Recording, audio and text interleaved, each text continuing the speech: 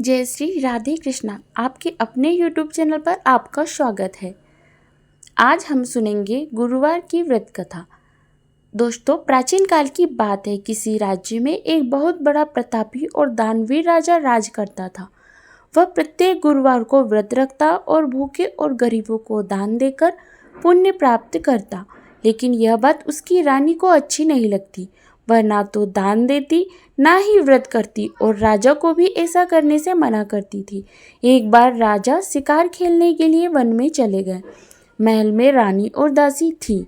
उसी समय बृहस्पति देव साधु का रूप धारण करके राजा के दरवाजे पर भिक्षा मांगने आए। साधु ने जब रानी से भिक्षा मांगी तो रानी ने कहा कि हे साधु महाराज, मैं इस दान पुण्य से तंग आ गई हूँ। आप कोई ऐसा उपाय बताएं जिससे कि सारा धन नष्ट हो जाए और मैं आराम से रह सकूं।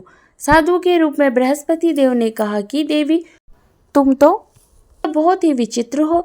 संतान और धन से कभी कोई दुखी होता है। अगर अधिक धन है तो इसे शुभ कार्यों में लगाओ, कुंवारी कन्याओं का विवाह कराओ, विद्यालय में बाग बगीचे का निर्माण कराओ। ऐसा करने से तुम्हारे दोनों लोग सुधर जाएंगे। परंतु साधु की इन बातों से रानी को खुशी नहीं हुई। उसने कहा, मुझे तो ऐसे धन की आवश्यकता ही नहीं है जिसे मैं दान में दूं और जिसे संभालने में मेरा समय नष्ट हो जाए। तभी साधु ने कहा, यदि तुम्हारी ऐसी इच्छा है तो जैसा मैं कहता हूँ वैसा ही करना। गुरुवार के दिन तुम अपने घर को गोबर से लीपना, अपने बालों को पीली मिट्टी से धोना और बाल धोते समय स्नान कर लेना। राजा से कहना कि वह गुरुवार को हजामत बनवा ले, भोजन में मांस मदिरा खाए, कपड़ा धोबी के यहाँ धुलने भेजना। इस प्रकार 7 बृहस्पतिवार ऐसा करने से तुम्हारा सारा धन नष्ट हो जाएगा।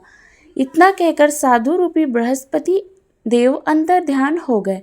साधु के कहे अनुसार बातों को पूरा करते हुए रानी को केवल 3 ही बृहस्पतिवार बीते थे कि राजा की सारी धन संपत्ति नष्ट हो गई और भोजन के लिए भी राजा रानी का परिवार तरसने लगा। तब एक दिन राजा ने रानी से कहा कि रानी, तुम यहीं रहो, मैं दूसरे देश को जाता हूँ, क्योंकि यहाँ पर सभी लोग मुझे जानते हैं, इसलिए मैं कोई छोटा मोटा काम नहीं कर सकता। ऐसा कहकर राजा परदेश चला गया।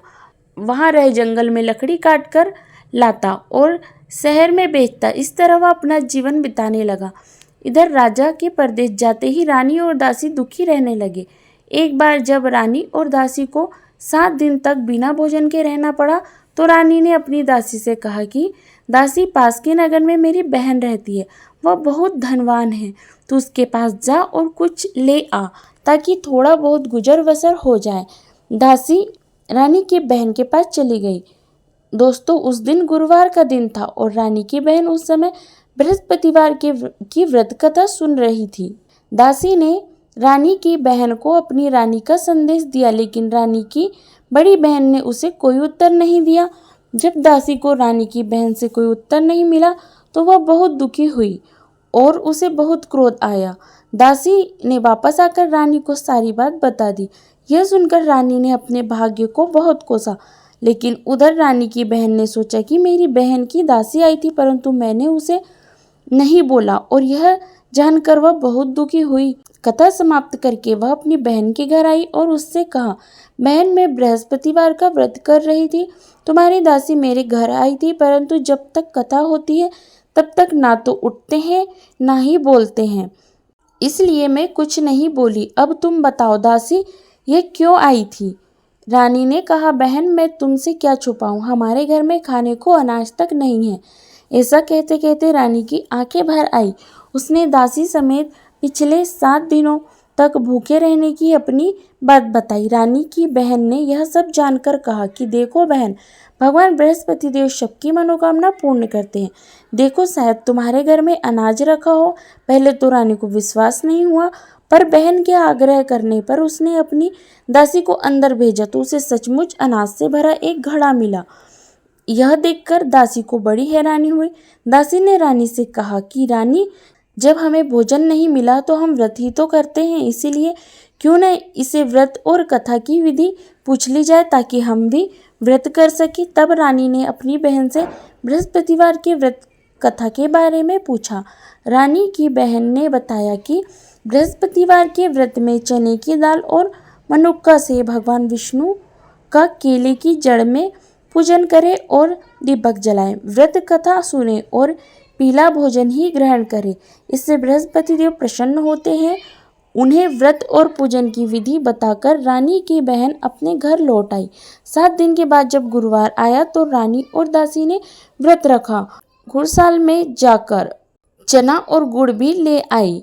फिर उससे केले की जड़ और विष्णु जी का पूजन किया। अब पीला भोजन कहाँ से आया, इस बात को लेकर दोनों बहुत दुखी थी, लेकिन उन्होंने व्रत रखा था, इसलिए बृहस्पति देव उनसे प्रसन्न थे। इसलिए वह एक साधारण व्यक्ति का रूप धारण कर 2 थालों में सुंदर पीला भोजन दासी को दे गए।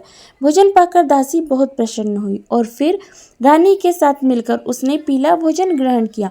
उसके बाद वे सभी गुरुवार का व्रत और पूजन करने लगी। बृहस्पति भगवान की कृपा से उनके पास फिर से धन संपत्ति आ गई, परंतु रानी फिर से पहले की तरह आलस्य करने लगी।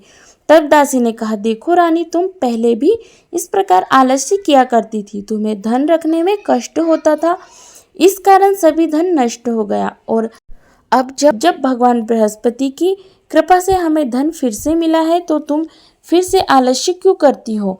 रानी को समझाते हुए दासी ने कहा, बड़ी मुसीबत के बाद हमने इस तरह पाया है, इसलिए हमें दान पुण्य करना चाहिए, भूखे मनुष्यों को भोजन कराना चाहिए और धन को शुभ कार्यों में खर्च करना चाहिए, जिससे तुम्हारे कुल का यश बढ़ेगा, स्वर्ग की प्राप्ति होगी और तुम्हारे पितृ भी प्रसन्न होंगे। दासी की बात सुनकर रानी अपना धन शुभ कार्यों में खर्च करने लगी, जिससे पूरे नगर में उसका यश फैल गया। दोस्तों, यह थी बृहस्पतिवार की व्रत कथा। बृहस्पतिवार व्रत कथा के बाद श्रद्धा के साथ आरती करनी चाहिए, जिसके बाद प्रसाद बांटकर उसे ग्रहण करना चाहिए। यदि यह जानकारी आपको पसंद आई तो वीडियो को लाइक कीजिएगा, शेयर कीजिएगा और चैनल पर पहली बार आए हैं तो चैनल को सब्सक्राइब कीजिएगा और बेल आइकन को भी प्रेस कीजिएगा ताकि ऐसे ही वीडियो आपको मिलते रहे। धन्यवाद। जय श्री राधे कृष्णा।